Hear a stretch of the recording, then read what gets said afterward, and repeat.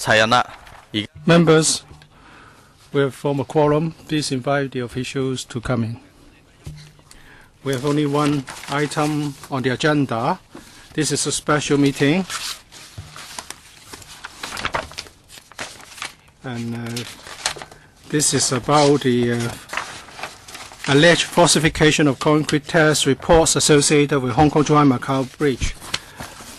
It's been reported, according to a press release by the ICAC, that they have arrested 2 senior officers and 19 staff members of a contractor. The ICAC hasn't decided to press charges. Therefore, in respect of Rule 41(2), this is not applicable at the moment, but to be on the prudent side, I would like to remind you that members should refrain from referring to or making judgments in respect of the alleged offences and the company involved. Over to you, Secretary.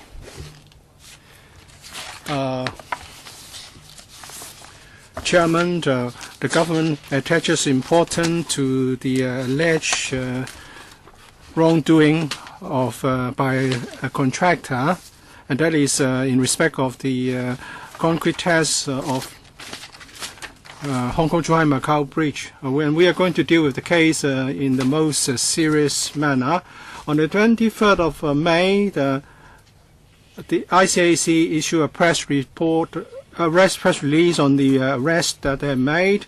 The Secretary for Development, the Acting Secretary for Transport and Housing, and the Director of CEDD, as well as the Director of Highways, held a joint press conference on the 25th of May to inform the public of the follow-up action taken. At present, things are being carried out on 3 fronts. First, the ICAC will continue with the investigation and to pursue responsibility. Second, CEDD has inspected the concrete test results in respect of Siho 1 and other areas. And the Highways Department would carry out concrete safety tests to the affected projects to ensure safety. We always put quality and safety of our projects as the first and foremost importance of all of the duties that we need to discharge. All the projects under the link road between the Tuen Mun and Chia Lap Kok and Hong Kong boundary control points are no exceptions. Whether we're talking about the design stage or the implementation stage, there's a long-established mechanism to ensure quality and structural safety, as well as a third-party laboratory, and that is a party which is not the contractor or the supplier, as well as the consultants and resident staff of CED Highways Department. The third party will carry out a test of the concrete bricks as part of the quality control to ensure safety structurally. And this time, the Highways Department is a victim in respect of the alleged falsification, as some engineering professions have said. This is going to do damage to professional and antiquity.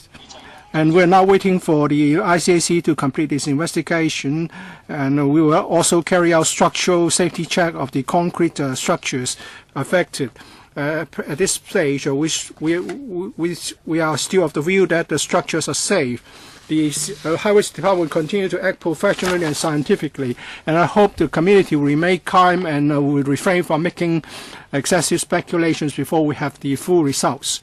On the 19th of May, after receiving news that some of the samples of concrete bricks tested might be problematic, the Highways Department carry out visual checks, and and they have also carried out non-invasive tests on the structure of the bridge to ensure that the stress strength is up to the required standards.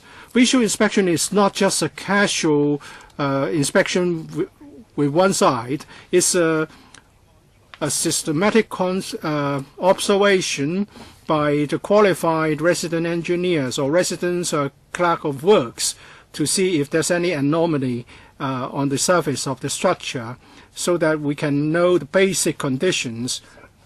The checks have not discovered any anomalies. As for the concrete gun test, as at the 3rd of June, among the 3,000 critical structures, 2,000 have been tested. So far, all of them meet the required standards, and there's no problem with structural safety identified. The objective of the Highways Department is to complete the tests of all critical structures by the end of this year, by the end of this month, rather. In order to ensure the structural safety, the government has decided to conduct core tests. A professional organization was employed by the Highways Department to monitor the concrete tests as well as the coring work. At the same time, there will be review of the results of the previous concrete tests. The organization would also monitor the coring and sampling exercise, and also to take core samples from the locations where previous concrete tests have been conducted. It would report back to the Highways Department by the end of October.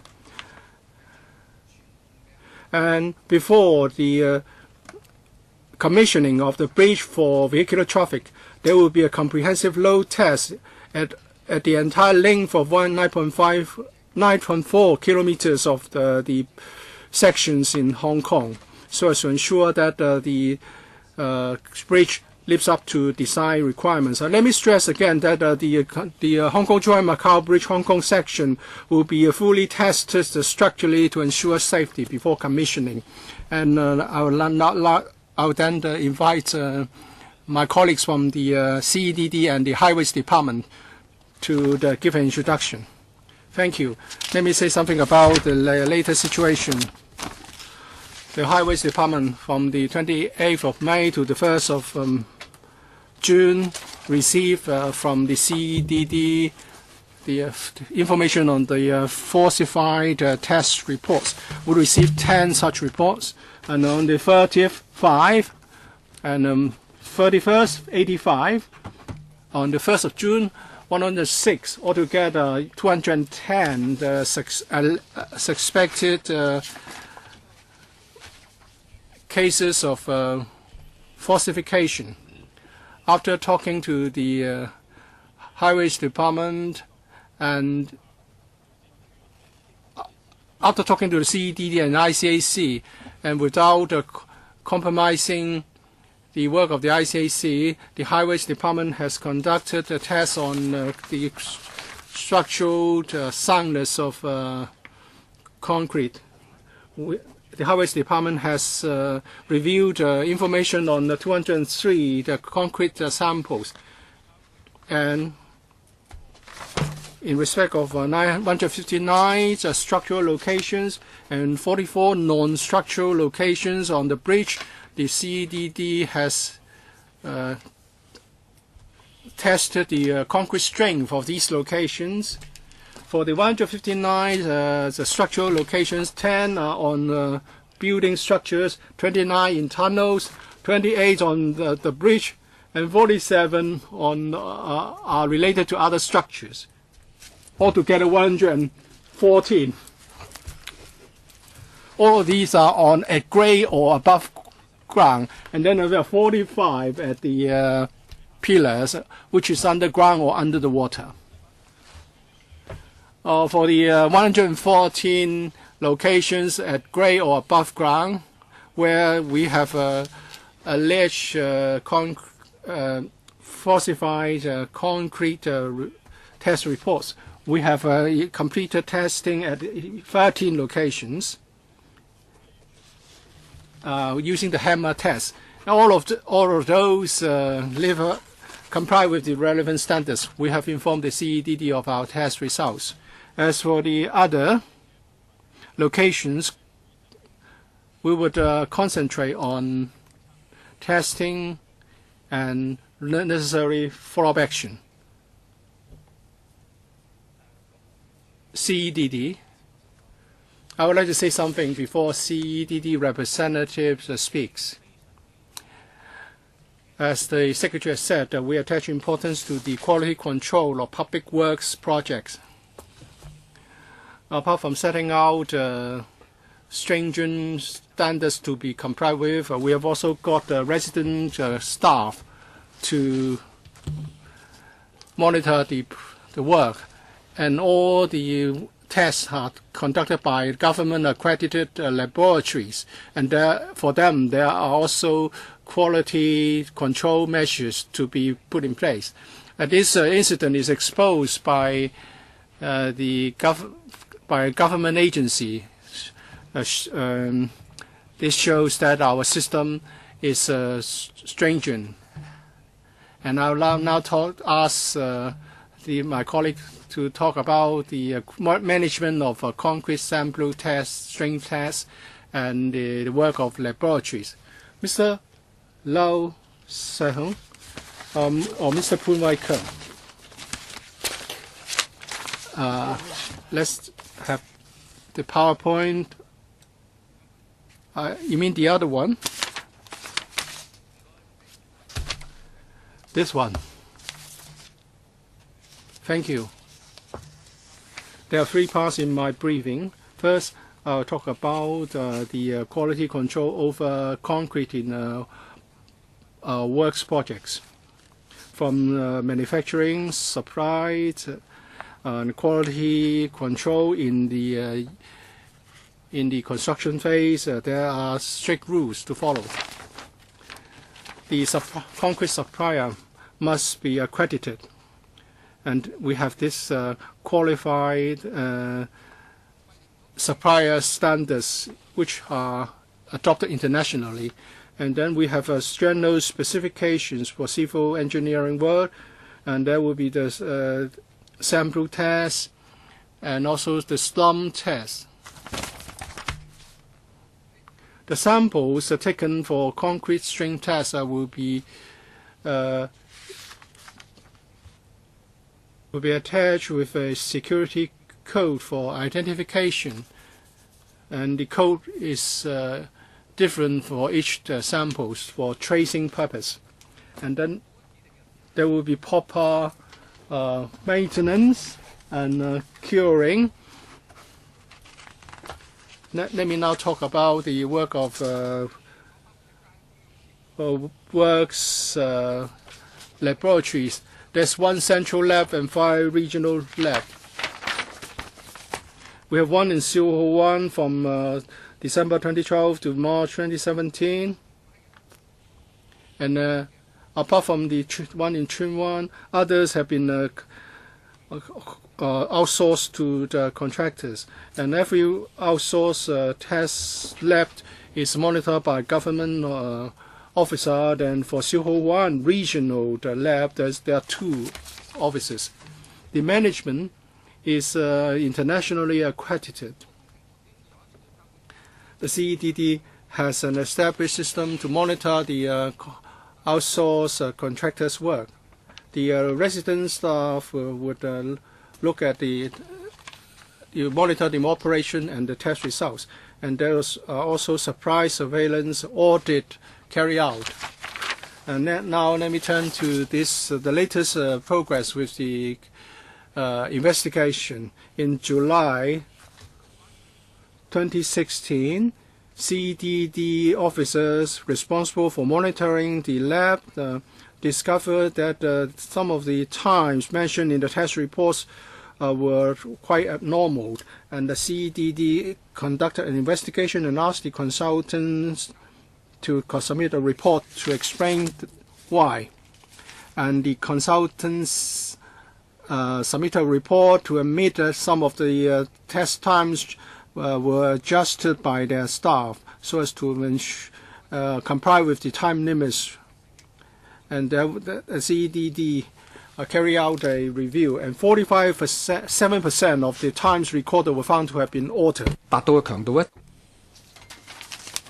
And usually, there is a requirement that the 28-day-old cubes will have to be tested. But we had a suspicion that someone was late in testing the cubes. And so they calibrated the testing equipment in order to hide that. This slide shows that the relationship between the stress loading of concrete as well as the time of testing actually is in direct proportional. And the difference in stress loading between a concrete cube that is 28-day-old as well as one that is 38-day-old, however, is very small. And that is why we believe that the tempering of the timing of testing actually had a small impact only on the quality of the project. And after we have learned that there were incidences of tempering of testing time, we immediately took follow-up actions in order to prevent similar incidents from happening again. Now, because this has to do with misconduct, we have already asked CDD to refer this case to ICAC for follow-up. The relevant lab contract lapsed in March this year, and it is not picked up again. And we have also reviewed other test reports, and we have not discovered any irregularities. On May 18th, the ICAC informed the CDD, pointing out that some of the concrete cubes, apart from being subject to time tempering in terms of the time of testing, there might also be a problem with substandard quality. And that is why we immediately took action in order to increase staff for supervision and also to carry out additional testings at various labs. And also we have installed additional closed-circuit TVs in order to monitor even more closely the testing of concrete slabs. And the CDD has also carried out its own follow-up investigation and also has reviewed all test results and test data from the lab that was found to be involved in the alleged incident. And we have discovered that 0.1% of the test results might be problematic, which is 1 out of 1,000. And suspected problematic test results have been in batches referred to Highways Department for further action. And we will continue to cooperate with ICAC in accordance with the provisions of relevant legal provisions. Okay, that's the presentation from the administration, and these are the speakers. Chen Zhenying, Claudia Mode, Kwok K, Yu Shimong, Chen Shizhong, Lau Shilei, Wang Big-Wan, Luk Chung-Hong, Yu Chung-Yim, Chan Chi-Chun. Have I missed anyone?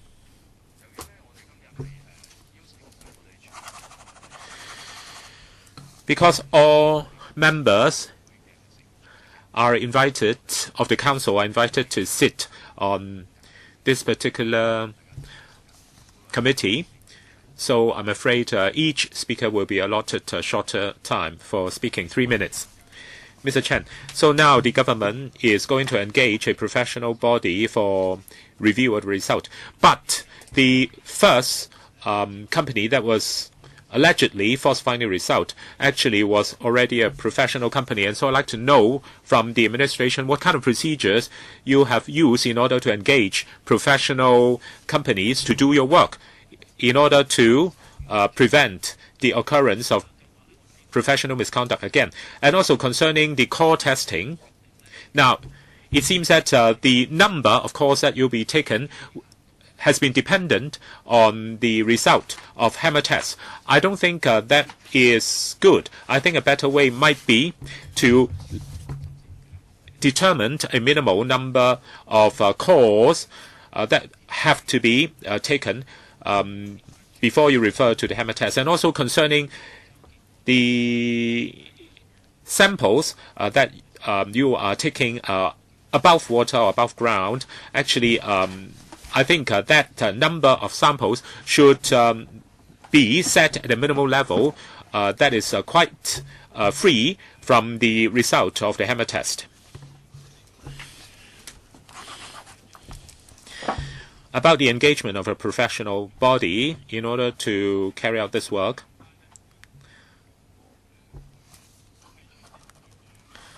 The procedures are standard procedures for contract out work. The reason why we believe that this particular professional body is qualified for this line of work is because this company has rich experience in concrete testing.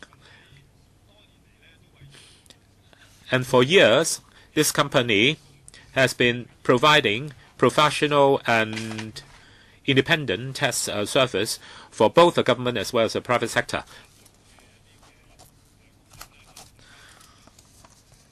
You might have heard of some of the projects that they've been involved in,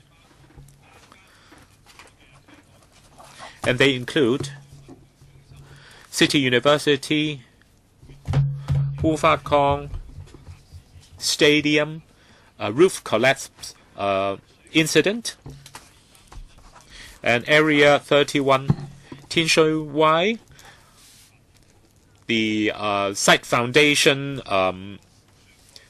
subsistence problem.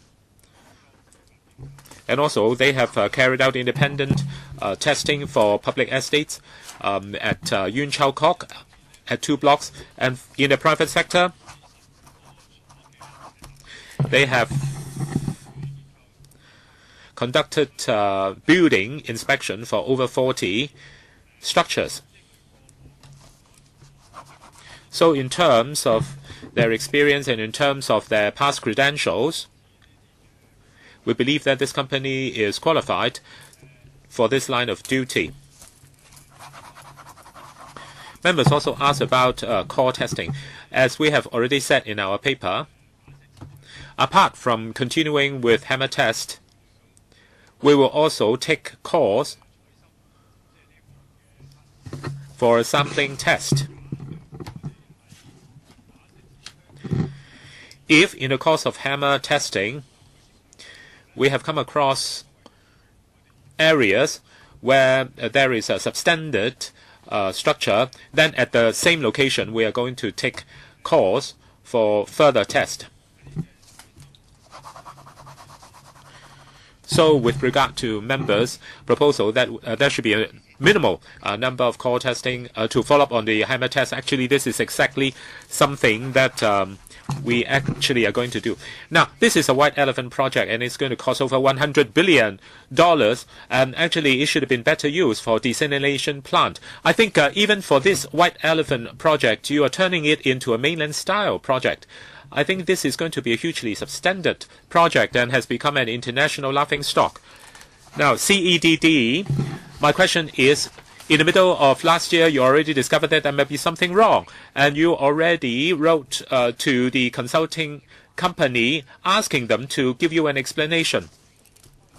And you suspected that this problem actually originated from the beginning of the year before, and so you reported this case to ICAC. But what about the ICAC? Wasn't it in the loop?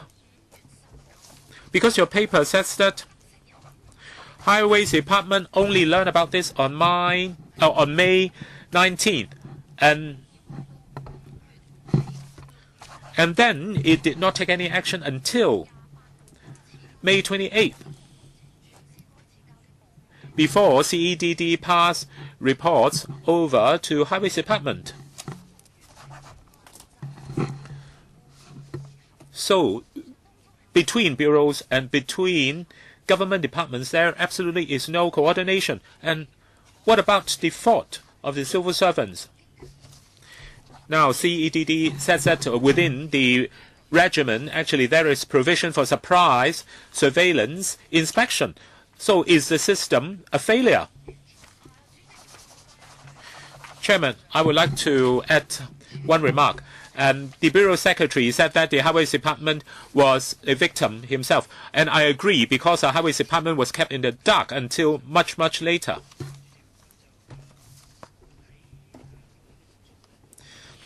Indeed, in the middle of last year, we discovered that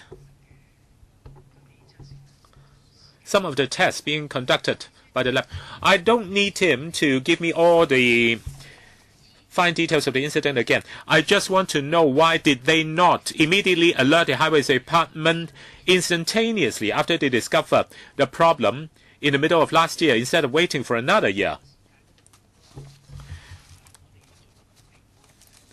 So in terms of the timeline, indeed, they might have tampered with the time, but our conclusion was that it did not have significant impact or material impact on the bridge. And actually, our assessment actually has been communicated to the Highways Department. And this year, now if there was no problem last year, how come there is problem this year? How come Highways Department now is taking action? I think he doesn't have sufficient time. After the ICAC has alerted us as to the persons that will be arrested, actually it was on the basis that some of the results of the testing might have been falsified, and that's why we immediately got in touch with the Highways Department. And we immediately started to analyze the test data, and Highways Department immediately started with the hammer testing. Mr. Lam Chok-ting. So now the government is saying that there have been 210 test samples that have been involved in the alleged falsification reports. I'd like to know whether this is a total and final figure, or is the ICC going to supply you with further cases so that the number will be under revision in future. Indeed, we are in the process of analyzing the test data in order to tie in with ICAC's investigation. Between the beginning of 2015. Now, Director, would you please give me a direct answer? So, do you not rule out the possibility that ICAC is going to revise the number of falsified results upward?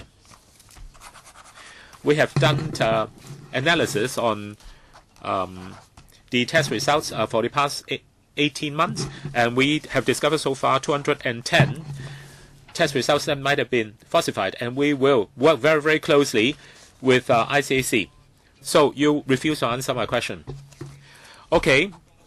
In July 2016, when government departments discovered that the timestamp of testing was being tampered with.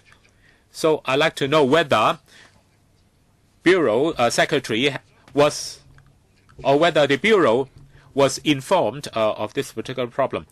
The Bureau has not been informed of this problem until later. I'd like to know, why did you not inform the Bureau Secretary? After we discovered that the time stamps have been changed, I'm asking you, why did you not immediately alert the Bureau Secretary? Because our assessment was that it had no material impact on the structural integrity of the bridge, and we actually alerted the Highways Department. So have you underestimated the severity of the problem? Because if this is falsified, then other things could have been falsified as well. So this is about integrity. This is about morality and ethics. So why did you not, in the first instance, inform the Bureau Secretary and inform the public? Why did you not carry out more in-depth investigation and studies in order to ascertain whether the other test results from this same lab have been subject to irregularities as well? At that time, there was no sign pointing to other irregularities.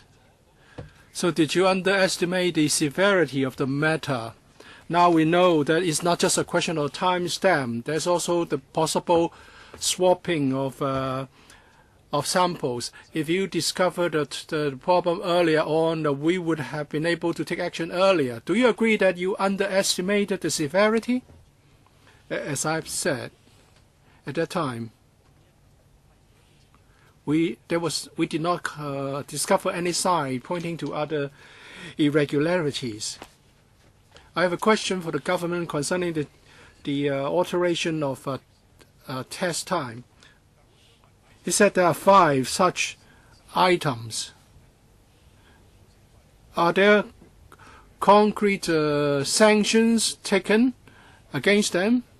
If not, what's the point of having all those rules? Well, changing the time is not a simple matter. It's about telling a lie. And it goes to the integrity issue. In July 2016, a report was made to the ICAC, and in August, that company was awarded another contract, and then March again. Altogether, the value is $20 million. So this company was already found to be lacking in integrity because you made the report to the ICAC. Why did you still award more contracts to them? As for the swapping of samples, there was a question about the percentage of cores required, and they said it's 5%. If there are problems, you will take more cores. Well, this is something you should have done with or without this incident. Why don't you take 30 or 40% of core samples? I don't understand why. Secretary, ask Mr. Lam to respond to the first one, and the second one, Mr. Chung. When we know that the time was tampered with,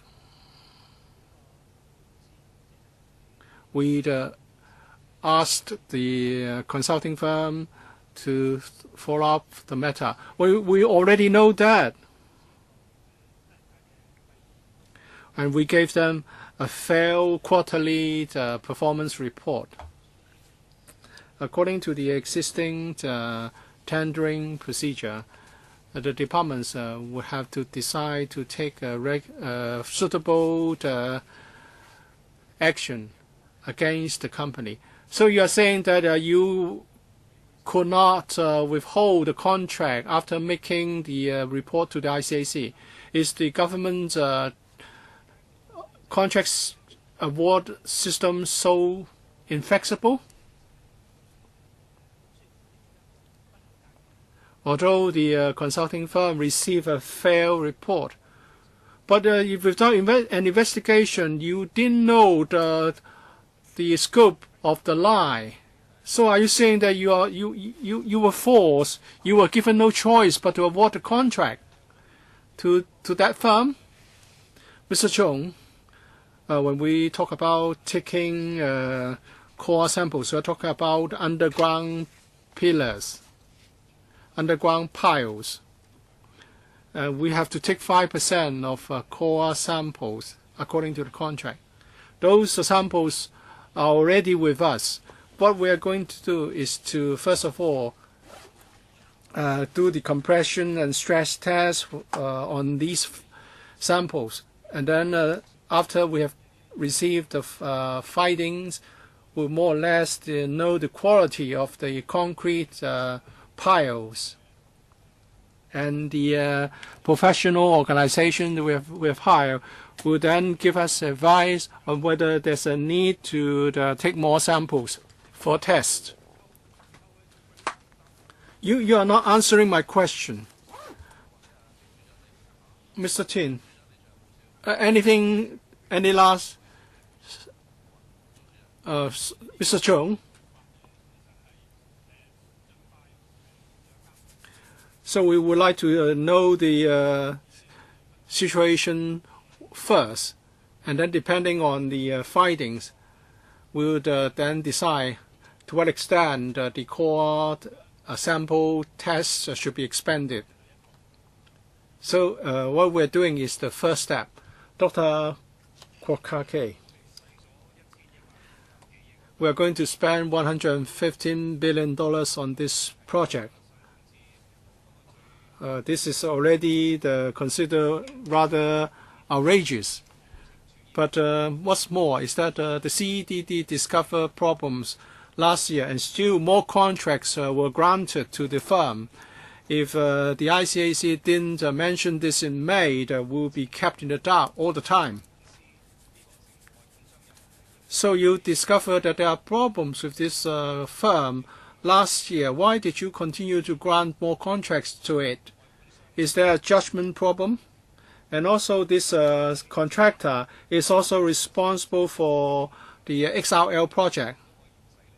So if the ICAC did not investigate, both departments, both of you, would be doing nothing. And also, after the visual inspection, we are told that it's safe and the commissioning can be scheduled for the end of this year. You haven't really completed the hammer test, and you are so eager to tell people that there are no problems. And the 5% core sample test is already in the contract. So you're trying to mislead us. The government departments are having judgment problems. And Professor Zhang, you are going to leave come July. Do you think some government officials should be held accountable over this?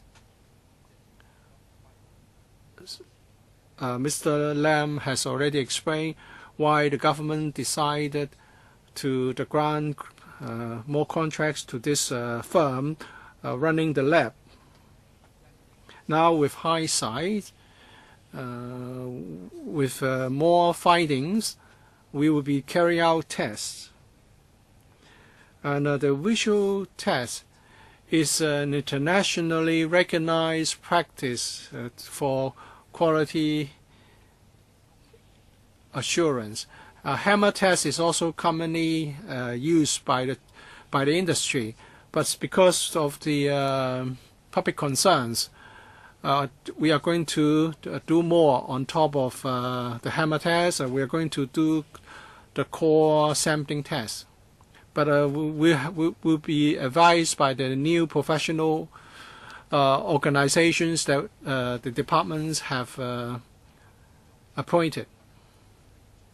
But according to the contract, the piles under the water will be subject to this core test. But we are going to do more. We hope that by doing all three, we can give more assurance over safety. Mr. Lam, any supplement on the tampering with the test time? We instructed the consulting firm. At that time, we instructed the consulting firm to make improvements. The judgment was that it would not have any substantive safety problems. So we gave them a failed performance report, and we did not discover any other irregularities. So we thought at the time that the judgment was okay. Please let them answer the questions. Please be fair to all members. I'm sorry, we have other members in line. Mr. Yu Si-wing. So this incident happened in July last year, and then a report was made to the ICAC, and then you talked to the firm, and then you thought it would be okay. And there was a delay of 10 months before we knew what had happened because the ICAC made an announcement. So why didn't you tackle the case? Why did you wait for so long before making a report to the ICAC? And also, why didn't you report to your supervisor, that is to the secretary, when you had to report the case to the ICAC? Secretary, as Mr. Lam Sai-hung, the director, has repeatedly explained, that his department suspected that there has been tampering with the test times. So they came to the judgments that the safety of the bridge would not have been affected. But of course, with hindsight, we can come to a different view. But that's the judgment. In May this year, the CEDD was informed by the ICAC that apart from the tampering with the test times, the ICAC has discovered a swapping of test samples, and that's a much more serious problem, and it has caused public concern. So what do you think? Do you think it's procedurally all right, Professor Zhang?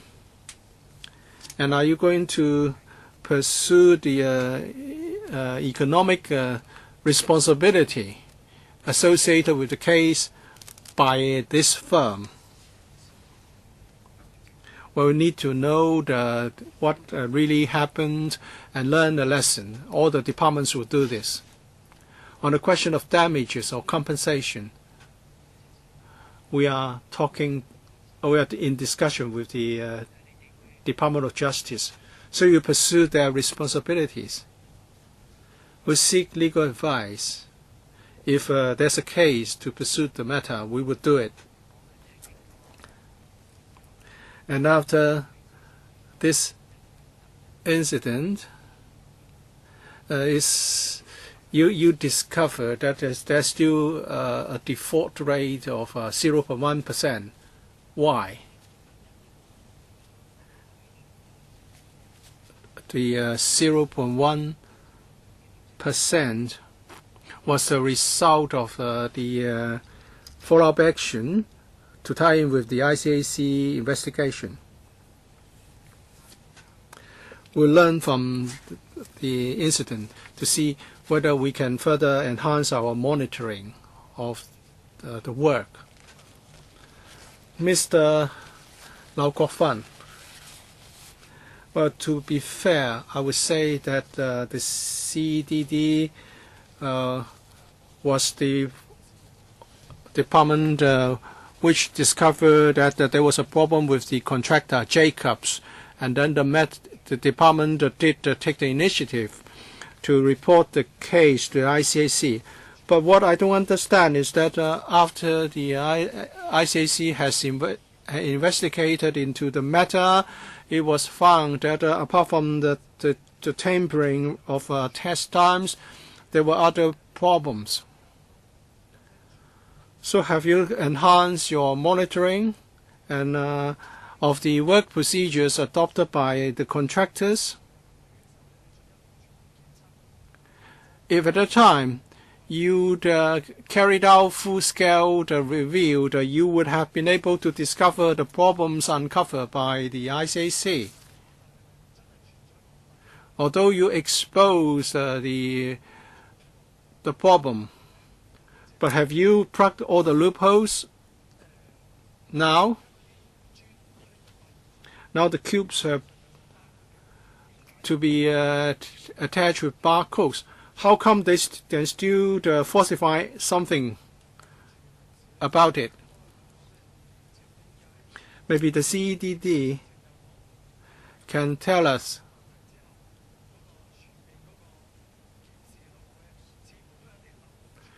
whether the loopholes are still there. Have you plugged all the loopholes? Regarding falsification of time for testing, after we have discovered the incident, we immediately beef up our security measures, including introduction of additional security features so that the time stamped within the computer system cannot be tampered with. And also we have required the laboratory to replace the staff that have been guilty of falsification. And also we have given them a failed report and also require them to improve their level of integrity. Apart from those, we have not discovered other irregularities. And in the middle of May, the ICAC then alerted us that apart from the falsification of timestamps for testing, there might be other irregularities and falsifications as well. And so, in response to that, we immediately also introduced a fresh batch of security measures and supervisory measures. Among them being the installation of additional CCTVs so that all work processes within the laboratory can be placed under better supervision. And before the completion of the installation, we have also deployed additional staff to manage more tightly the regional laboratories and their operations.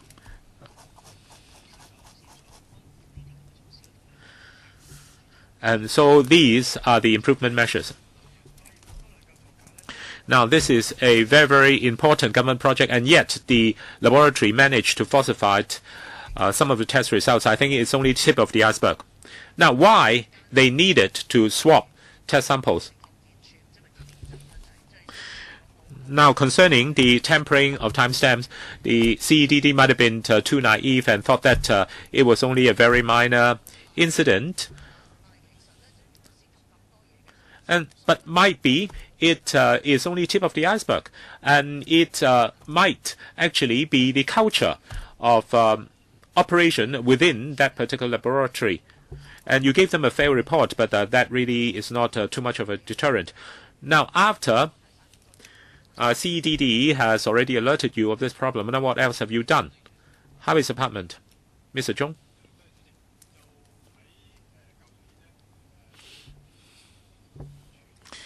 Last year, CEDD let us know. When did they tell you? Was it July? I think they told us in August. In August, when they told us about this, they already said it very clearly that the tampering of the test time would not have material impact on the integrity of concrete being used at the bridge project. And from that angle, since there was said to be no material impact, we came to the conclusion that there was no need. Now, have you asked them to verify it? Have you done any testing yourself in order to verify that the concrete slabs that have been subject to tampering of test time actually were up to standard? When CEDD alerted us, they indeed said that they would take follow-up actions and then would let us in on the test results of their follow-up tests. Now, what about the follow-up actions that CEDD have taken? Now, were those retesting of the concrete slabs, or what were those follow-up actions? After we learned about the falsification of time of testing, we immediately ran assessment. Have you done testing? I have already read the paper. All you need to tell me is whether you have done retesting. Now, concerning the change of test time,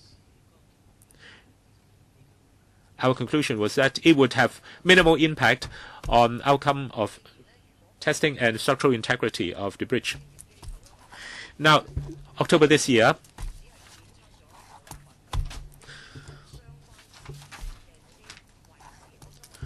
there have been 210 irregularities discovered.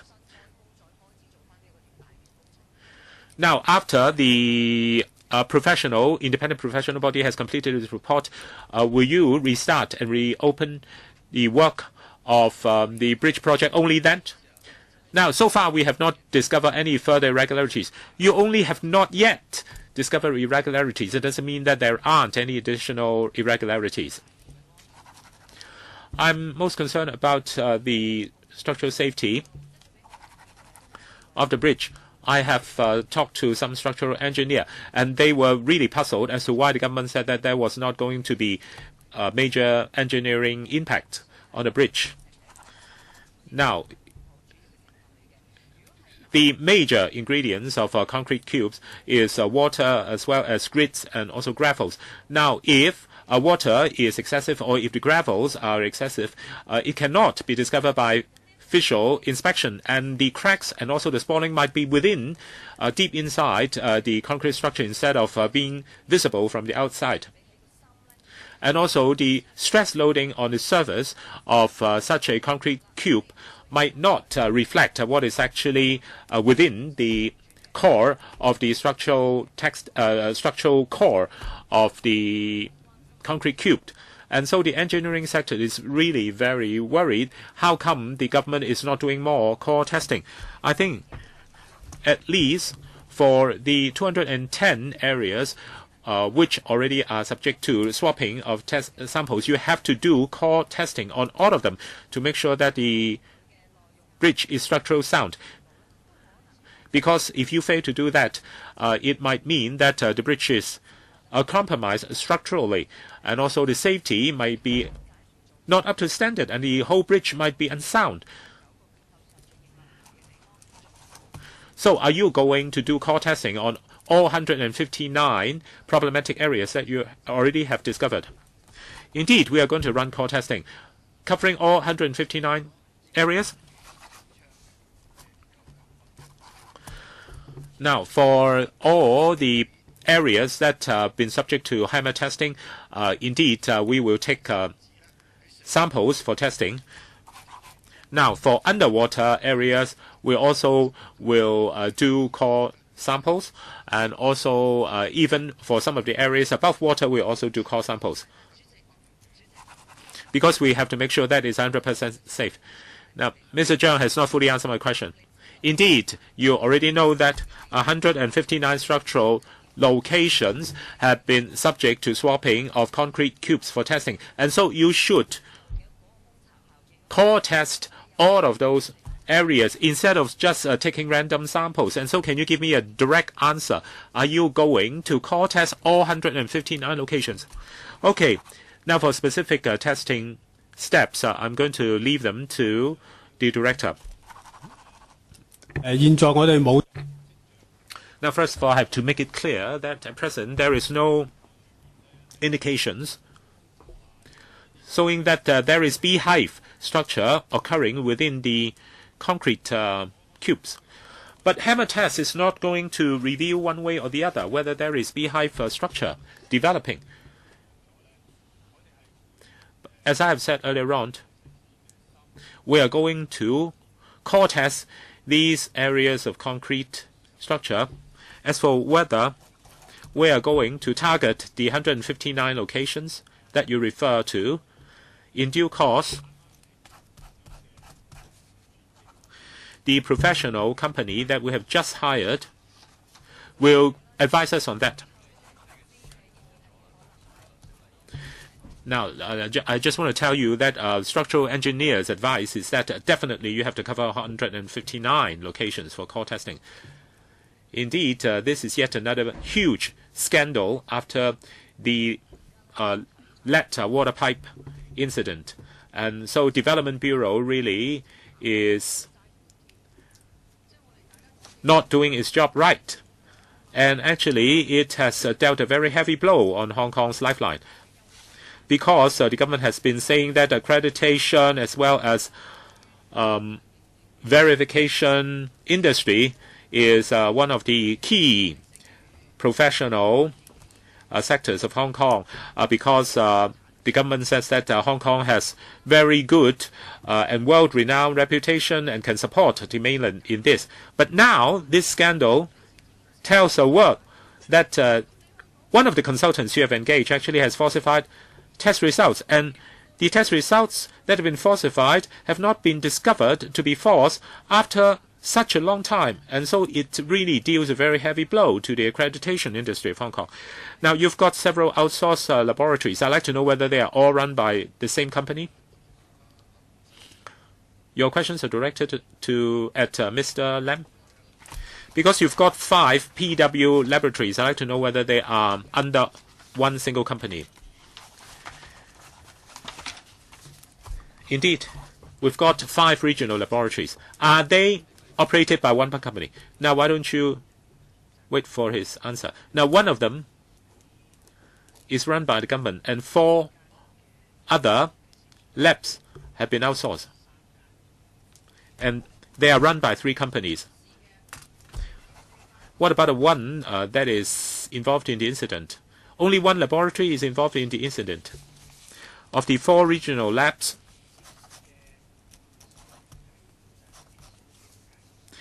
the consulting company that is involved in the incident actually runs 2 labs. So 2 labs are run by the problematic company. So according to your information, there are resident officers responsible for supervising all outsourced regional laboratories. So I'd like to know how long have they been supervising the regional labs? Were they the ones that discovered the falsifying incident?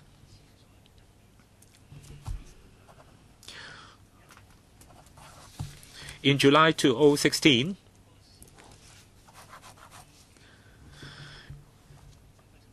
some record within the regional labs that have been involved in the incident came to our attention. Were they discovered by the resident officer? Indeed. So after they have discovered the irregularities, did they make the report to the authority immediately? How long did it take them to discover the irregularities? The regional lab was in service starting from 2012. So the resident officer did not discover the problem after 5 years. So was he taking a nap during those 5 years? Mr. Lam, please continue to answer the question. As we have said earlier on, the regional labs were all under quality assurance system. And in July 2016, the resident officer at the regional lab discovered irregularities, and so the tampering of test time has been discovered. So you discover the problem. It is much better than not discovering the problem at all. I think our present regiment of ICAC and also CDD and highways quality supervision system indeed has worked to a certain extent. But after the incident has come to light, it has worried the public very much. We indeed are now concerned about the quality of our public works, and we cannot tolerate any falsification of test results. And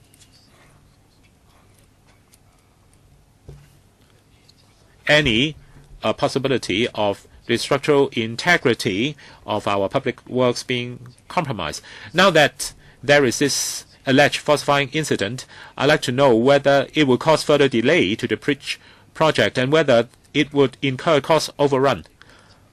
I'd like to know whether additional testing costs and also additional engineering costs would be borne by the company that is guilty of this alleged incident.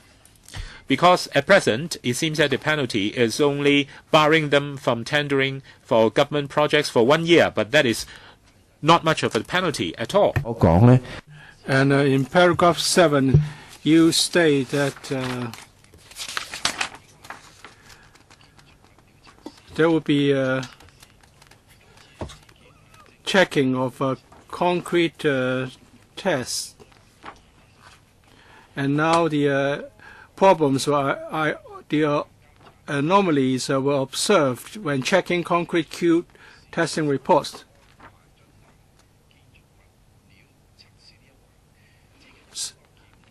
So are you going to, do you have a reviewed mechanism to prevent the swapping of samples or falsification of reports?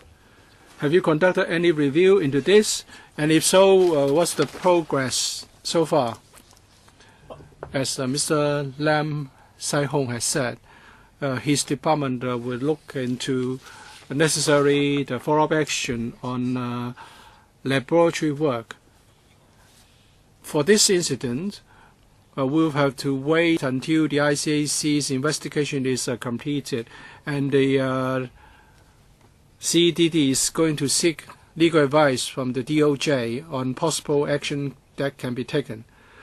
Our assessment is that this incident will not affect the commissioning of the bridge, because the civil engineering work is more or less completed. But of course, we need to carry out more tests, And of course, we need to pay for those tests. But there is no identified need to seek more funding. Dr. Fernando Cheung, he said that starting from 2012, this contractor, this firm started to do the job do the test for the Kong-Zhuhai-Macao bridge project, as well as the express rail project. So they have tampered with the test time. They have swapped test samples, so the concrete quality may be lower than what we have come to expect, and there may be a safety issue. Are you going to review the test reports submitted by the same company to see if there are problems? And are you going to do the same and review the concrete tests carried out by the same company for the XRL project? And there will be a 5% core sample test under the contract. Should you expand the scope of coring tests so as to ensure us that there is no safety problems from such incidents? Well, as the director has said, we're going to do coring tests at critical locations. As for whether we should do it at non-critical locations, we would be advised by professional organizations. As for the XRL project, this contractor was engaged as a validation contractor, so their role in that project is different. As the Secretary said, this consulting firm was engaged as a validation expert in the XRL project. Its role is different. Its role is to make sure that the MTRCL has been carrying out the job in accordance with the agreement with the government.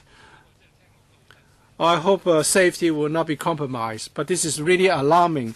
This company is an experienced company. It commands a high level of respect. Otherwise, you wouldn't have engaged this company in so many projects. Now, are we talking about an isolated case involving a consulting firm, or is this a sort of a common practice in the industry, so that you need to decide to go for a higher percentage of coring test than the 5% in the contract? Well, we're not going to stop at 5%, as I've said. After we have tested the 5% samples, our professional contractor will advise us on whether we need to expand it and do more coring tests. So we won't stop at just 5%. Dr. Yu, I just want to get more information. Can you give us a plan to tell us the locations of the 210 the 210 locations, and please specify whether they are structural locations. And also, can we be given the QSPSC certificates? You have conducted the hammer test. Can we have a comparison table of the data between the hammer test findings and the test results of the company? Well, then we can come up with a probability assessment. And for the hammer test, you are talking about 60 MPa. What about the characteristic strength? What level are we talking about? And is there any existence of 8 MPa, and the hammer test have to be halted? Mr. Chung, as we have shown members in the PowerPoint presentation, up to this point, we have carried out hammer tests at 113 locations. After we have done all the tests, we can provide the data, the findings, for members' reference. As regards whether we can do it by way of a location map,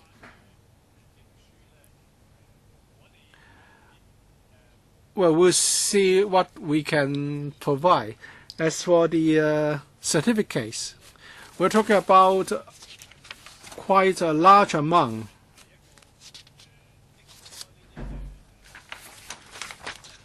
We just need some samples. Okay, we can provide samples of the certificates.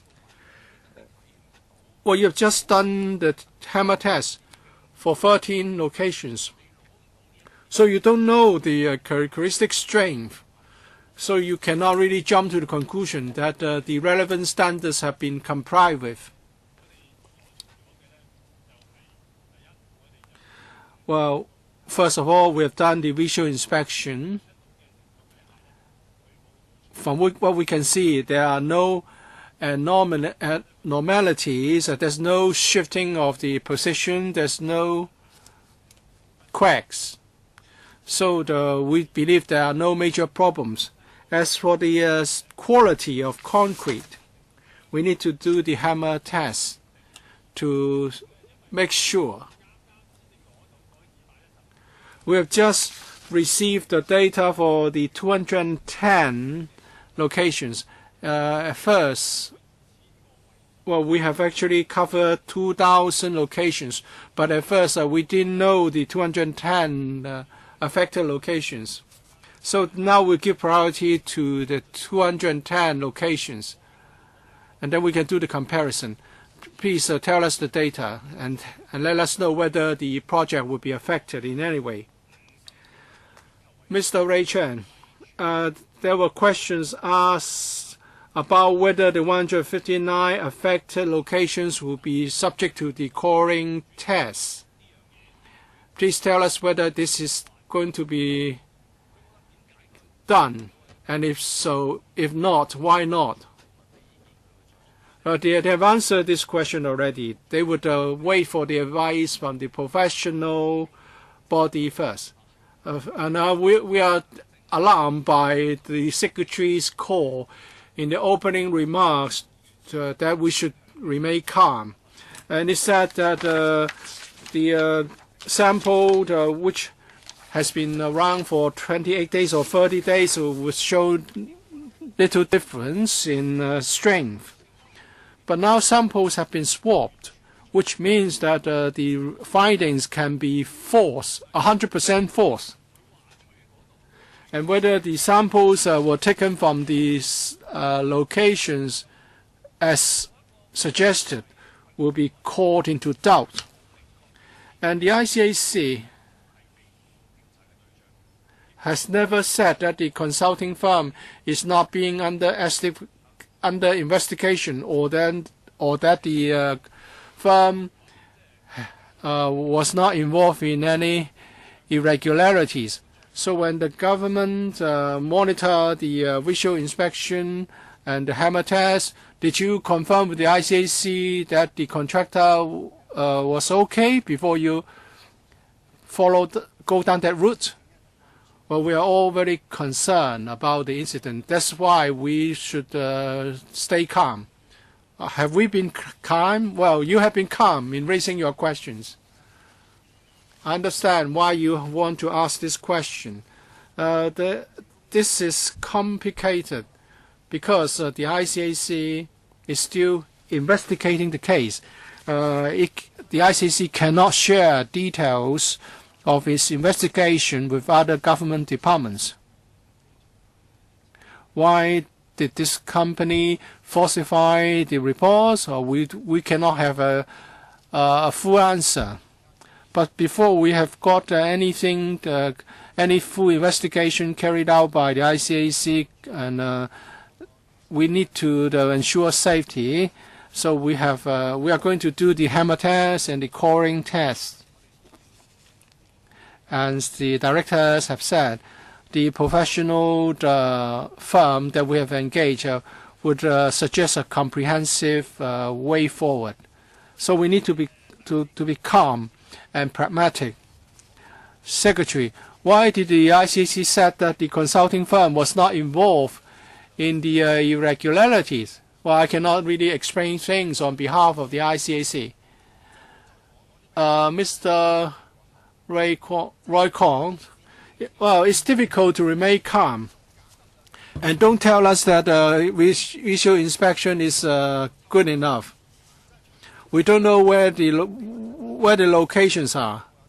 It's just a pixel with so many pieces. We don't know whether some of the pieces are going to crumble upon stress.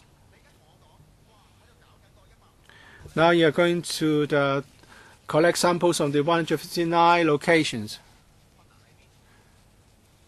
Why don't you collect samples from all the locations concerned? Why? What's the difficulty? When we talk about taking samples, we're talking about we're saying that taking samples from the entire structure, not from the 159 locations. Of course, we would await advice from the professional firm that we have engaged. Now we know that for these 159 locations, the reports have been falsified. Secretary, you are causing a loss of confidence, public confidence in such projects. There's so many problems. You must let the public know that you are doing this to the best of your ability to assure all of us. When are you going to complete all the tests? When exactly would the tests be completed? Well, let me respond to Mr. Kwong. We attach importance to this. We are not trying to procrastinate. As you can see from the PowerPoint projection, the Highways Department only got the information in the past few days in respect of the 159 locations. Well, you need to solve the problems. Director, when can you complete all the tests? As we have already said, actually it's in the paper. For the critical locations, the target completion day for hammer test is to do it by the end of this month. We just received from the CEDD that there are 159 locations affected by this incident. So we give them priorities. So we aim to complete all the tests on these locations at the end of this month. Mr. Zhuhai-Macao.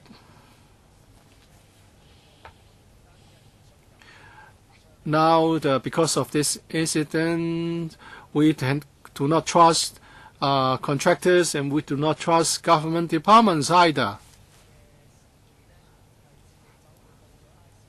Are there other similar incidents for which reports have been reported to the ICAC, or investigations have been conducted by you, but we are not told so far? Because you discovered the incident first in 2016 and now in 2017, ICAC has been brought in. So we really have no confidence to believe that there are no other incidents that you have reported to ICAC but have not alerted us about. Now, with regard to the ICAC involvement, I think I have already given you all information available. So can Highways Department also confirm that there are no other incidents that have been given to ICAC but have not been conveyed to us? Just now, I seem to have heard that in around May 2017,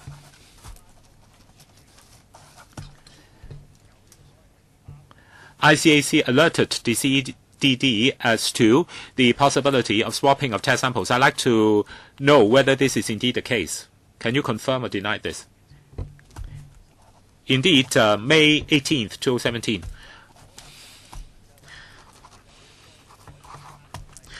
So, falsification of time was discovered and tested by CDD, but the swapping of test samples was to be investigated by ICAC, but ICAC, of course, is not the professional department, and so what can they do but to question the persons that are suspected of having done so? Now, swapping of test samples, if indeed it is a more serious problem, is actually pointing to a even more serious loophole. CEDD's resident officer has no way of knowing about or discovering or uncovering swapping of test samples incidents. Now, having reviewed the entire incident, after we have discovered the falsifying of time for testing, we did not come to the conclusion that there might be other irregularities. So when we're talking about remedial measures, of course, we would want to know how can you actually discover swapping of test samples in future. How did you discover swapping of test samples? I don't think any system can actually eradicate all intentional commitment of fraud or irregularities. Indeed, we discover ourselves the falsification of test time, and as a technical department. Mr. Chu. Now, we are worried that for minor fraud, they will be able to discover it, but they won't be able to discover major fraud or major falsification. Now, I don't know whether these questions have already been answered. If so, my apologies. Now, the very first time we discovered that there was a problem was in July 2016. Now, after that, apart from referring the case to ICAC, in the interim, have you engaged another laboratory or another testing company to verify the result? If not, why not? And also, why did you wait until ICAC also had come to its own conclusion before doing your own testing, your hammer test, and also your core sampling test?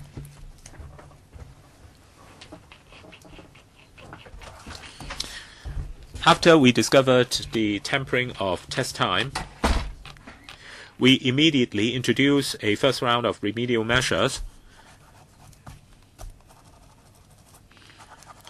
We discovered that we already beefed up our security measures to prevent any further falsification of test time. We already recalibrated the clock so that it wouldn't be so easily tampered with. We also have alerted the consulting firm as to our new requirements and new security measures, and the consulting company also has undertaken to beef up their own personnel and supervision. I would like to emphasize that back then, there were no indications to say that there were other irregularities. CEDD is a technical department, and as such, of course, we had to see whether there were signs or there might be other irregularities, and that's why we refer the case to ICAC. Right, so to put it simply, you indeed beef up your procedures, but you did not take any steps to verify whether the allegedly problematic concrete cubes were sound until Now, when the lab was taking test samples, they actually did not station staff on the site all the time, and they only were present when samples were to be taken. Who was responsible taking the samples? Now, the samples were given to us by Highways Department. So what I'm trying to say is that in July, when you discovered that there was this problem, you could have very quietly get another laboratory to come in to verify and retest the sample. But the sample was already crushed. So now you learn that there was tampering with the test time. Now, for good measure, you should already have conducted hammer tests through an independent or a third-party laboratory in order to verify the test cubes that have been subject to time change. Our conclusion back then was that the tampering with test time would not have a material impact on structural integrity of the bridge, because at 38 days or at 30 days, the concrete cubes actually would already be more or less settled, and there is only a difference maybe in stress loading ability of 2%. So my conclusion once again, or our conclusion once again back then, was that it would not have a material impact on HCM bridge. Now my question is that now for the projects that have been under the works of this particular problematic lab, I'd like to know whether there are outstanding projects or whether there are other projects other than the HCM bridge that have been handled by this particular problematic lab and consulting company. Do you have information on that? As far as I know, the Kong-Zhuhai-Macao lab is responsible solely for the HCM bridge, no other projects. The Kong-Zhuhai-Macao lab, between the beginning of 2015 and 2016, was mainly responsible for testing the concrete cubes from the HCM bridge. And during that time, they also had undertaken odd jobs of testing for other government projects, and we have also taken a look into those test results, and we did not discover any irregularities. Okay, so you're saying that this particular problematic lab was responsible mainly for HCM bridge between 2015 and 2016. What about before? Has this lab been responsible for other government projects before 2015? Or are there any outstanding projects being handled by this lab? Now, of course, now the incident before us is about the HCM bridge and the swapping of test samples. But what about other projects that have already been handled by the lab, or that will be handled by the lab?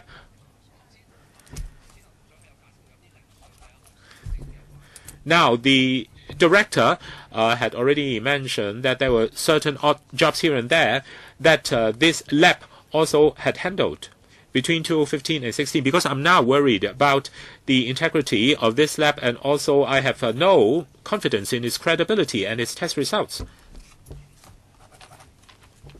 Indeed, in this regard, we are going to tie it in with the investigation of ICAC. I think this Legislative Council should require the department to let us know all the projects within a 5-year period that have been handled by this particular problematic lab, because this is not only about HCM bridge, because if they could falsify the results of the HCM bridge concrete cubes, they could have also falsify the results of other projects. So we have lost faith in this particular lab.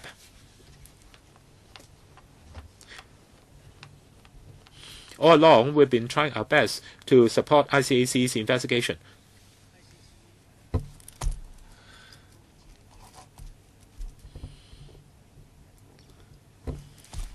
ICAC has already supplied information pointing to the possibility that there might be some irregularities from this lab between 2015 and 16. Okay, Mr. Law. The government sense all along is that material impact on the structural integrity of the bridge is actually very minimal. But I want to know more about the details. But I was, before now, seated at another panel. And so if I repeat what other people have said, please bear with me. Now you are saying that the falsification of test time only involves a time difference of 2 days, 28 and 30 days. And if you've looked at the originating data, now could it be that the originating data already has been falsified? And also concerning the swapping of samples,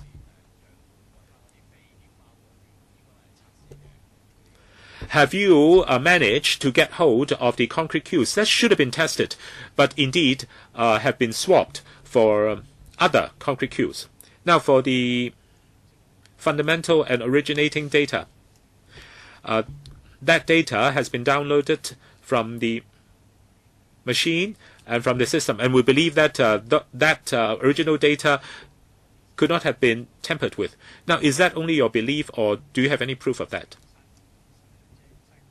We believe that that original data could not have been edited. So within that 1 year and a half, the original data could not have been edited. So are you completely satisfied that there is proof to show that the difference actually in terms of the change of test time is only a matter of 2 days, between 28 days and 30 days? Because ICC is now doing the investigation, I really am not at a liberty to divulge too much information. Because you keep saying that it's only a matter of 2 days, the time change only involves a delay of 2 days. When I mentioned 30 days in my slide,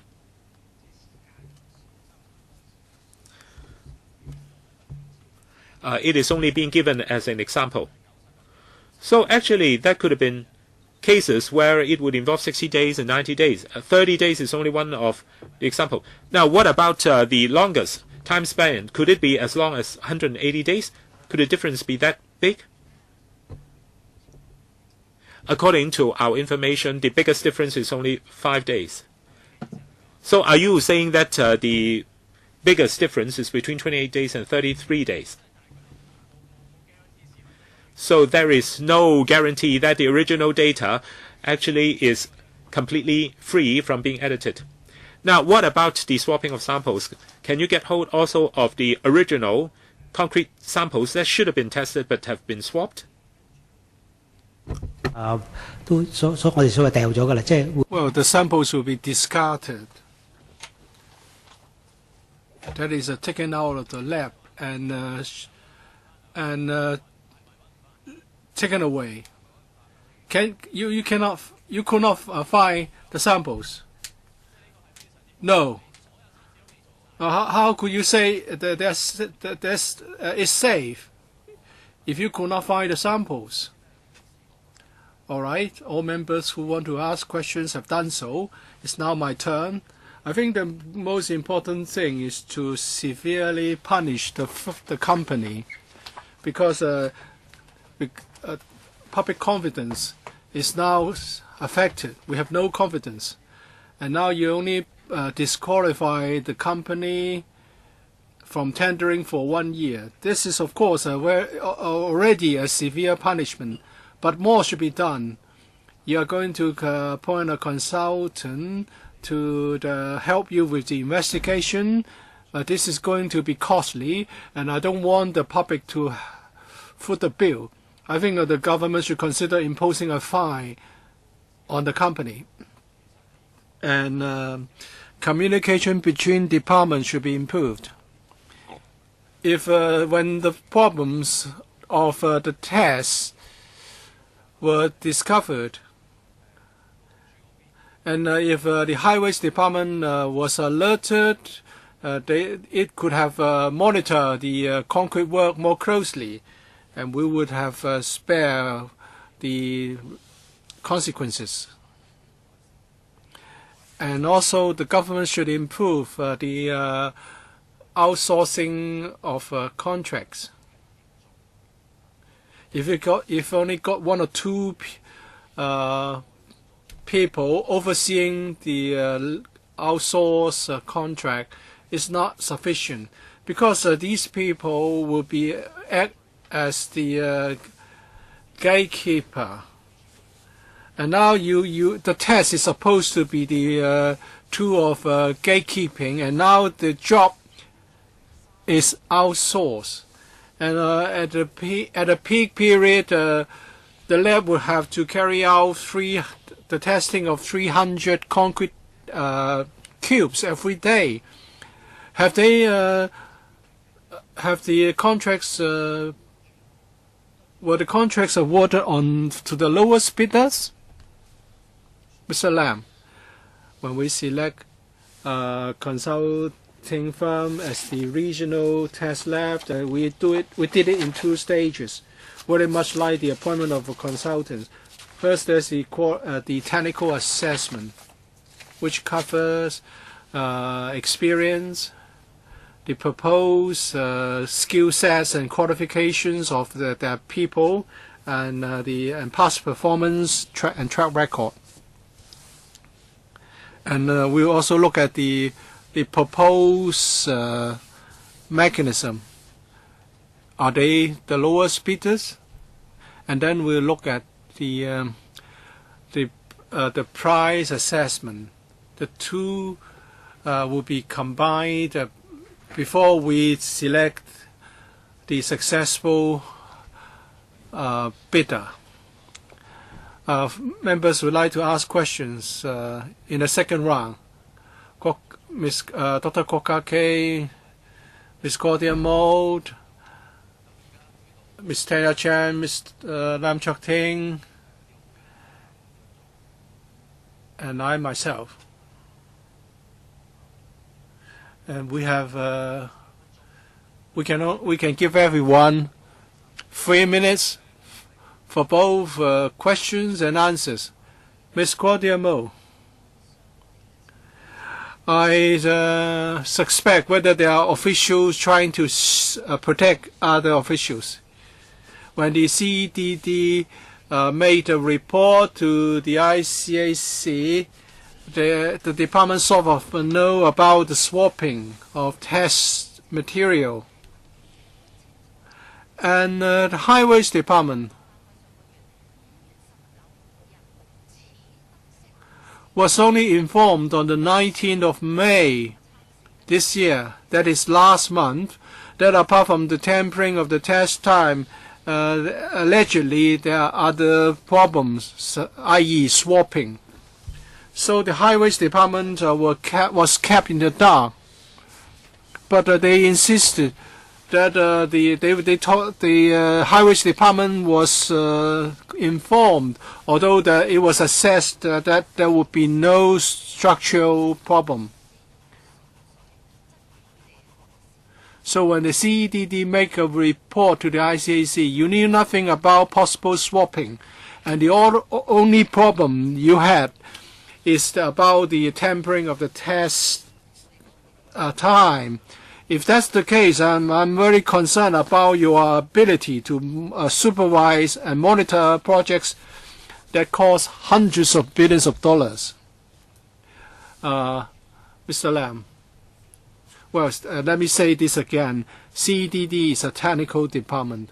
We discovered the tampering of the test time, and then we carry out a round of enhancement measures. we knew that there were irregularities. Did you know about the swapping?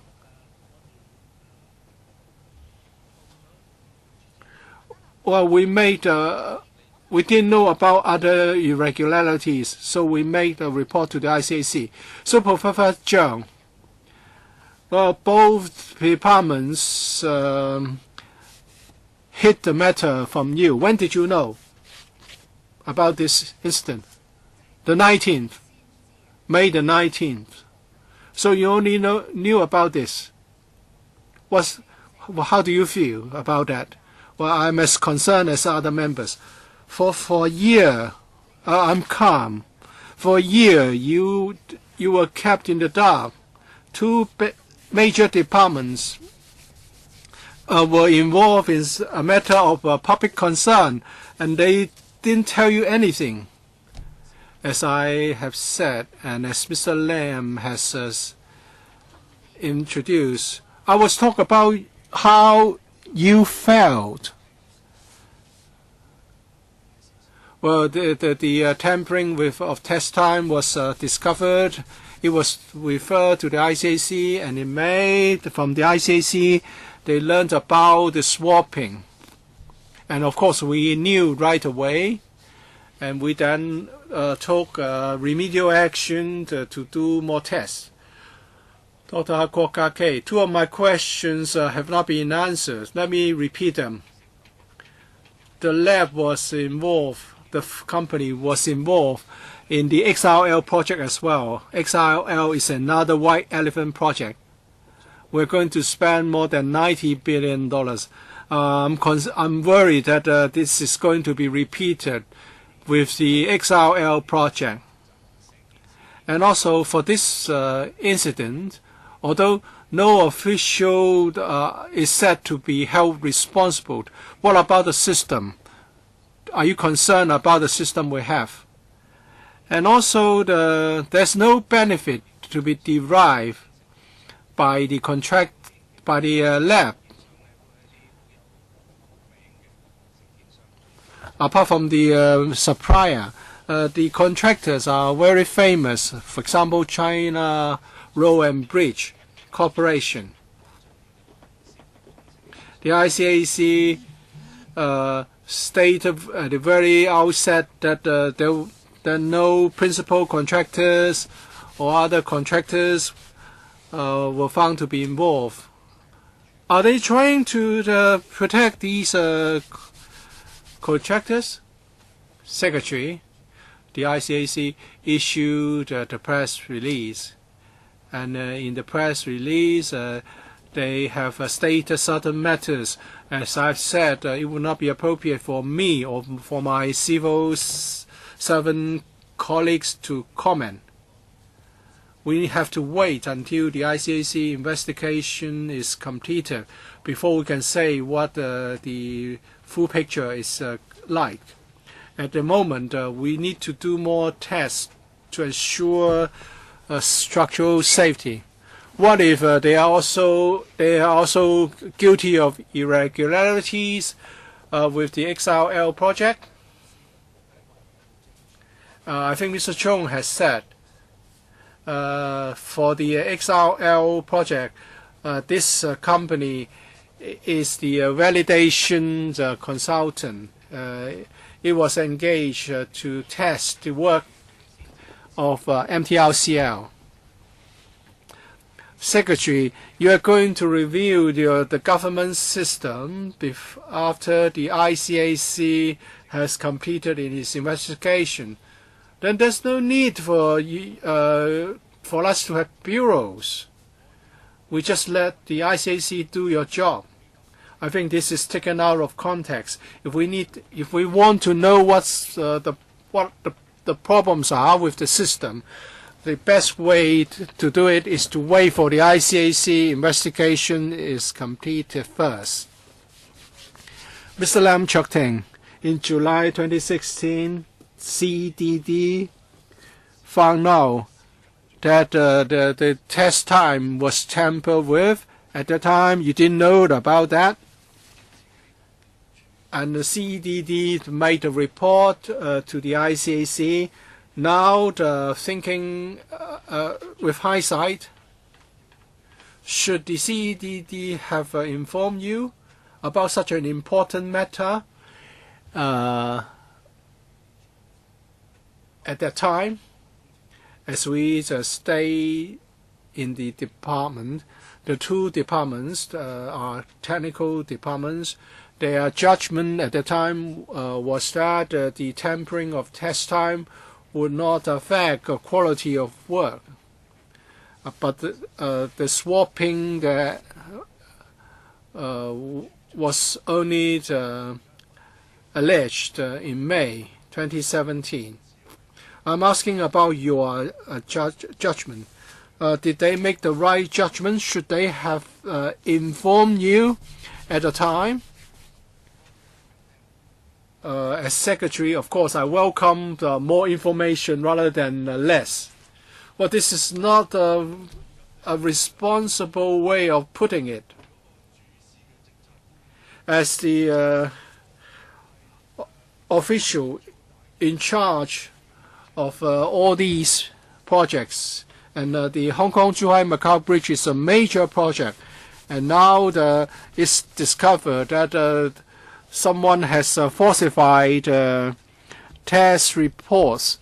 Do you agree that just because of this, the credibility would be seriously compromised? As I said, this has damaged the industry's reputation and credibility significantly. Since the test system has been severely affected, and the tests are carried out to ensure the quality of work for the Hong Kong-Zhuhai-Macao Bridge project. So I cannot understand why the department could decide not to inform you.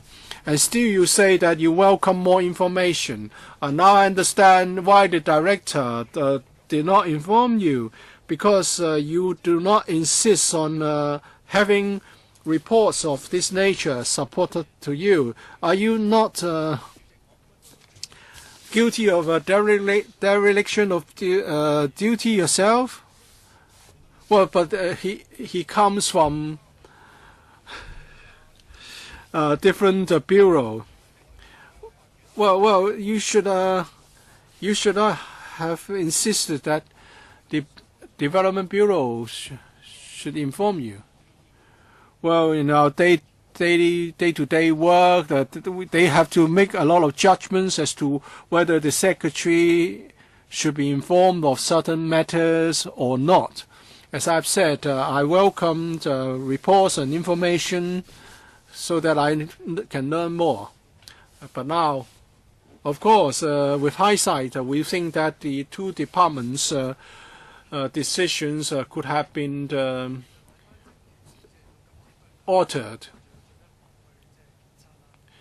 Mr. Lau Guofan, of course, we need to review what has been done, but the government's approach of dealing with problems is piecemeal.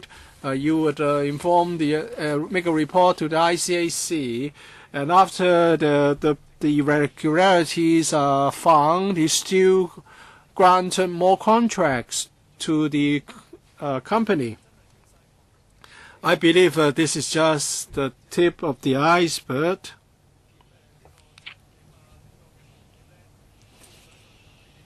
Are you going to conduct a major review on the testing and accreditation industry?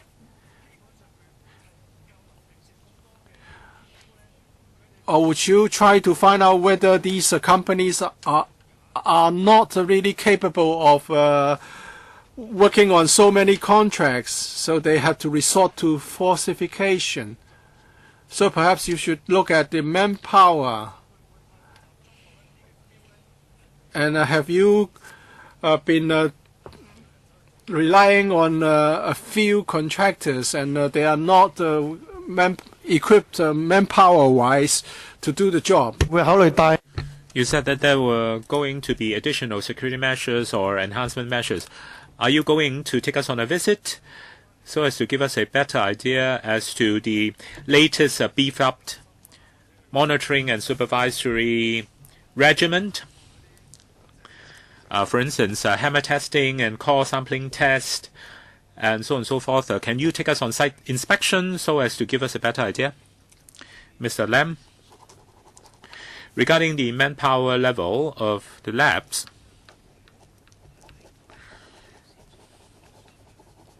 indeed, the relevant contracts already stipulate a certain level of manpower. At what time should how many people be stationed at a particular post? And it is not something up to the consulting firm to decide what level of manpower should be provided. It has to go by the contract. And also, the level of manpower within the contract actually is determined by the maximum workload situation. If for a particular lab, the workload all of a sudden spikes beyond a certain level, then we would siphon off some of the workload to another lab to take the load off them. Now, you know that this particular lab also looks after many other government projects. And so when there is a peak workload, do you agree or can you confirm that such a lab actually might have to deploy the same team of staff to oversee a very large number of projects? Now, say for a particular lab, there are 25 officers, and for another lab, there are 30 officers under the same company. Actually, the staff will not overlap. Madam Wong Pei Wan, of course, we are concerned about safety, and that's our #1 priority. But the government is saying that 28-day-old concrete cubes and 30-day-old concrete cubes in terms of stress loading would not differ very, very much in capability. But now the falsification is not only about the falsification of test time, but also falsification of test samples. They use much stronger concrete cubes to replace the actual cubes taken from the bridge for testing. So even falsification of time is not going to have a material impact on the bridge. What about the swapping of samples? Now you have only tested above water parts of the bridge. Now, what about the 45 underwater piles and pillars? It seems that you have not tested any one of them, and so you can't tell us for sure that the bridge is safe. I don't think that is the impression that the public will obtain from what's happening so far, and definitely has no scientific proof. Now, what is even more ridiculous is that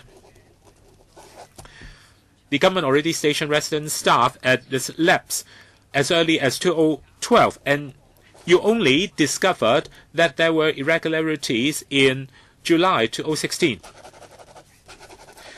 I think you should get the checklist of the terms of reference of the resident officers. Why did it take them 3 to 4 years before they discovered that the lab was falsifying the result? Now, for serious medical incident, we already have a reporting system. We already have an announcement system, a disclosure system. But it seems that we do not have such a system for serious engineering issues. The Bureau Secretary said that you only learn about the falsification incidents in 2017. So they are simply bypassing you. They are simply keeping things from you. The government departments are not telling you everything. The government departments and the Highways Department in particular are under you.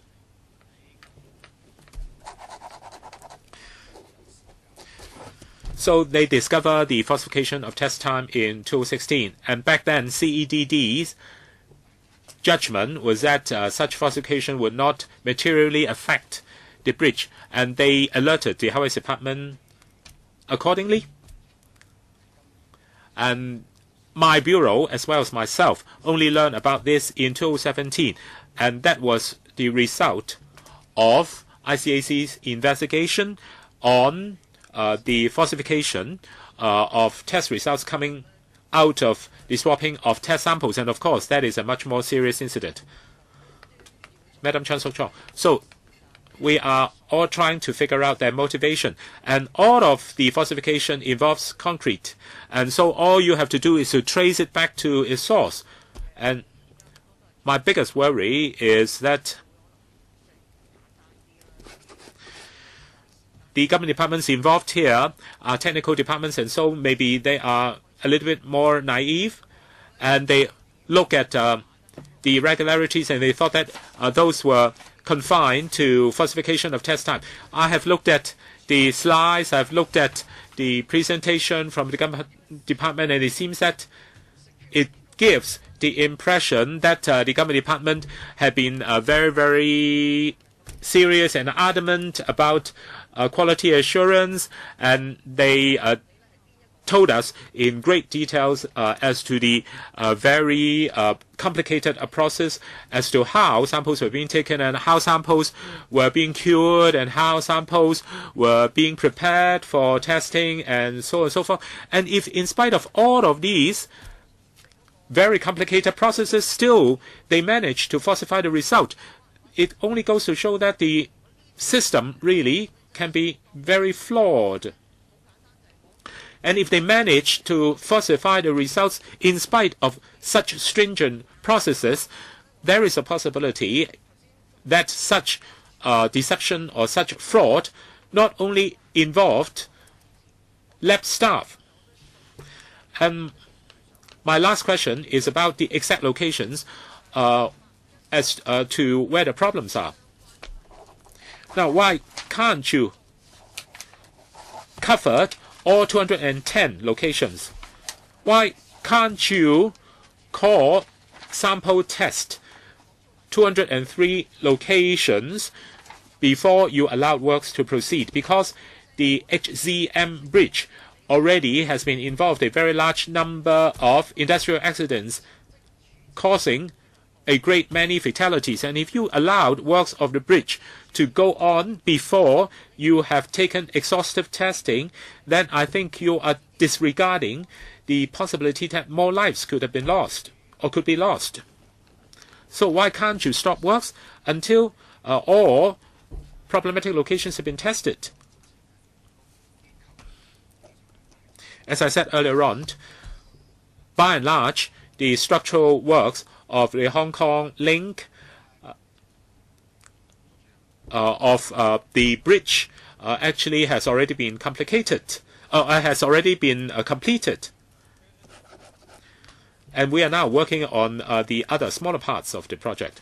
Now, whether a bridge is structurally safe, actually visual inspection could already afford us the opportunity to determine whether the bridge is suffering from any major structural problems. And as for hammer testing, we have already covered 2/3 of the locations, and all of them have shown that the concrete standard is up to our requirement. And so there is at present no indication that structural integrity of the bridge is being compromised. And so there is no justification for us to stop works at this point in time. But I'm worried about the piles. I'm worried about underwater piles. So several labs are outsourced. I still believe that laboratories, especially government laboratories, are really the final goalkeeper, and they should not be outsourced. So will the government review your present mechanism of outsourcing government laboratories? And every day 300 concrete cubes have to be tested, and if the labs are tendering the reports late, then they will be penalized. And a newspaper actually has pointed out that there is a possibility that a particular lab actually is understaffed and they could not meet the deadline, and that's why they falsify the results. So my question is, when the government contracts out the service, has the government taken sufficient consideration as to the manpower capability of a particular lab and whether the workload is optimum before letting out such contract? Actually, outsourcing testing labs is something that is very common all over the world. And they form a very important part of good quality assurance problem. And of course, above and beyond that, we have our own quality assurance mechanism. And as for outsourcing policy, it is subject to regular review. As for manpower level of a particular lab and also the equipment availability, I just want to point out that the Kong-Zhuhai-Macao lab actually has got 11 such pieces of equipment. And it takes only 2 to 3 minutes to test one particular concrete cube. And 10 of such pieces of equipment are provided by the government. And so when we're talking about manpower level, it is really not up to the consulting company or the lab to recommend the level of manpower that is required. It is really provided for in the contract. And the contract provisions actually is formulated in accordance with peak workload scenarios. And also, if it has come to our attention that some of the labs are being overworked and they are being overloaded with excessive workload, we have indeed taken measures to siphon off some of their workload to other labs. And so there is flexibility within the system. Now, for this Kong-Zhuhai-Macao lab, I'd like to know whether they have indeed provided sufficient level of manpower in accordance with the contract. Have you got their duty roster list to show that they have met the contract manpower requirement? By and large, they have met the manpower requirement. As for their clocking in system, indeed, they've got such a system. Now, finally, I would like the government to really take a second look at the policy of outsourcing labs, because of the 5 labs, it seems that 3 of them have already been outsourced. And I don't think it would instill sufficient confidence in the mind of the public, because government labs are supposed to be a final goalkeeper. Now we've got 5 more minutes. Anything else? Can the government confirm whether or not the falsifying of test samples, the swapping of test samples, actually will have an impact on structural safety of the bridge? Because after May 19th, through ICAC's investigation, we learned of the problem. We immediately make it a matter of priority for us to carry out testing in order to make sure that structural safety of the bridge is sound. Thank you.